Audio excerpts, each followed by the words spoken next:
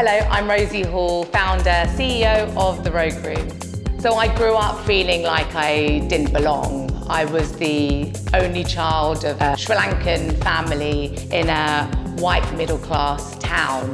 There was always these feelings of being the outsider. And it was only really until my adolescence when I discovered electronic music.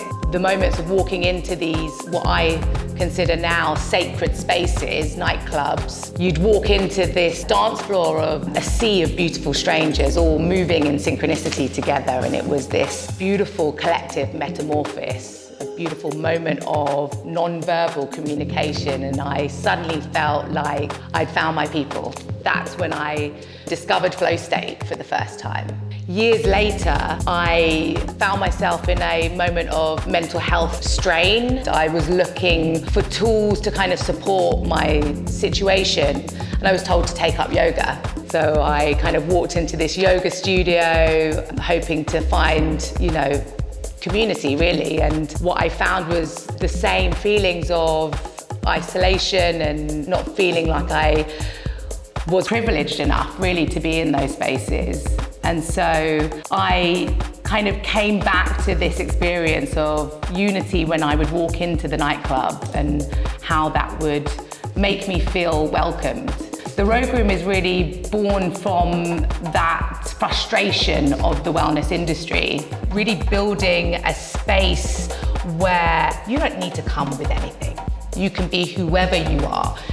If you're just listening to the sound, then you are welcome in this dance floor.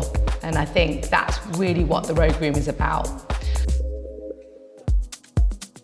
This year has been a really tough, challenging year for me. I lost my father in March. It was him who kind of inspired a lot of the journey of the Rogue Room.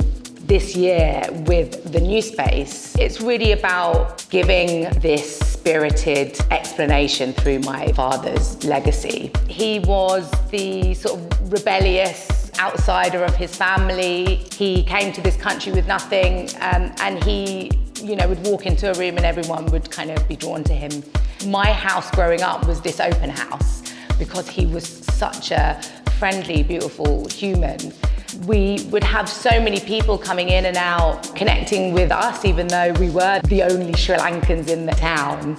I really want to bring that essence of open house to the Rogue Room. This is not the restricted, rigid wellness studio that you know. This is about everyone being open and invited to find flow state together. And I'm really excited about bringing that to the forefront. So flow state is these moments of rapt attention at the task at hand. It's when you're completely absorbed by what you're doing, you are working in the moment, you are fully connected to whatever that task is, whether that's yoga, whether that's DJing, whether that's, spitting lyrics. Flow state exists in all of these kind of physical and spiritual realms. What we wanted to do with the Rogue Room is really build a space that focuses on flow state rather than it being about perfection. Supports creativity, curiosity and play. It's about those moments of feeling completely joyful, and that's really what we're trying to bring. Because healing shouldn't feel like homework, it should feel like the euphoria of walking onto the dance floor. We're in the middle of a meaning crisis. We are the most isolated generation in history, the most connected through digital experiences. What we're trying to do with the Rogue Room is bring people back into congregation, into ceremony. And I think the Rogue Room is really for those people, the misfits, the underdogs, the outsiders.